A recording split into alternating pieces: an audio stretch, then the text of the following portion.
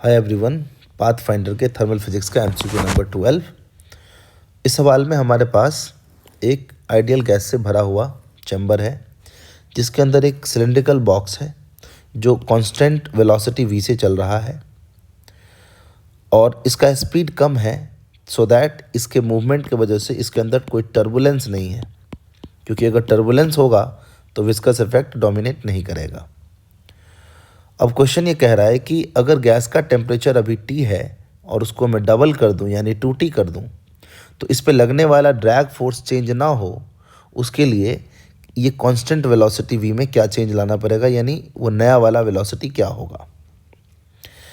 तो इतना हम जानते हैं कि किसी स्मॉल स्फेरिकल ऑब्जेक्ट पे अगर वो v स्पीड से चल रहा होता है और उसका रेडियस अगर r होता है तो उस पर जो ड्रैग फोर्स होता है वो होता है 6 पाई ईटा आर वी और ये लगता है अपोजिट टू वेलोसिटी।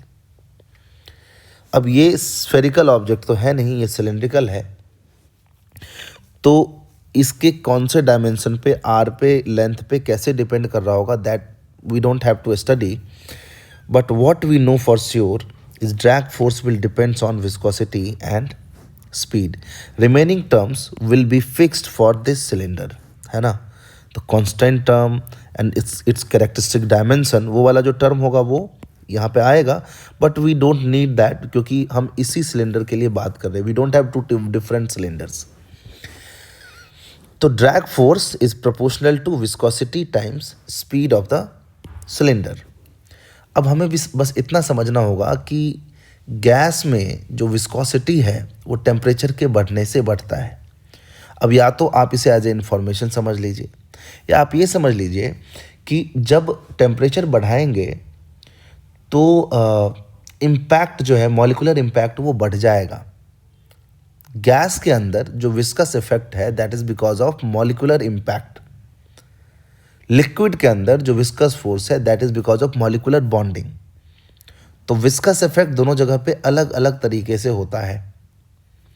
तो अगर हम टेम्परेचर बढ़ाएंगे तो मॉलिक्यूलर इम्पैक्ट बढ़ेगा और empirical relations say this that for gases viscosity is proportional to root T. Drag in gases come from molecular impact which is more at higher temperature. कोई ये भी कह सकता है कि टेम्परेचर बढ़ने से डेंसिटी घट जाएगा। यस, डेंसिटी घटेगा और उसके वजह से ये कम होना चाहिए molecular impact because less number of molecule the cylinder will collide with, but temperature के बढ़ने से उसके मॉलिक्यूलर इम्पैक्ट में डेंसिटी का जो रोल है उससे बड़ा रोल है thermal speed of the molecules का, जिसके वजह से ओवरऑल जो ड्रैग फोर्स है वो बढ़ जाता है और viscosity for gas is given as proportional to, not equal to, proportional to root T. Viscosity of gas is proportional to root T. अब ये सवाल हो गया सिंपल। पहले विस्कोसिटी जो भी था, स्पीड जो भी था, अगर ड्रैग फोर्स को सेम रखना है तो इन दोनों का प्रोडक्ट सेम रखना है। तो if temperature is doubled the new viscosity will become √2 times the initial viscosity because viscosity depends on root T.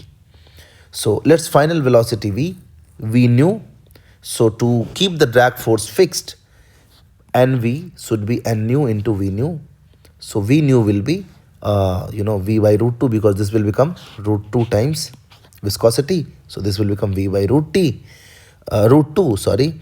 So if you do this you will get 0.707 v. So new speed should be 0.707 times initial speed, so, and that is given in option number C. So it must be made 0.07 times of its previous value.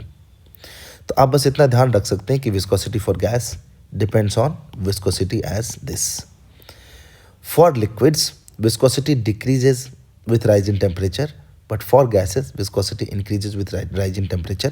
It is not much covered quantitatively in JEE syllabus, but qualitatively you can understand that with increase in temperature molecular impact will increase, which is increasing the drag here. So this is all about the question. Thanks for watching.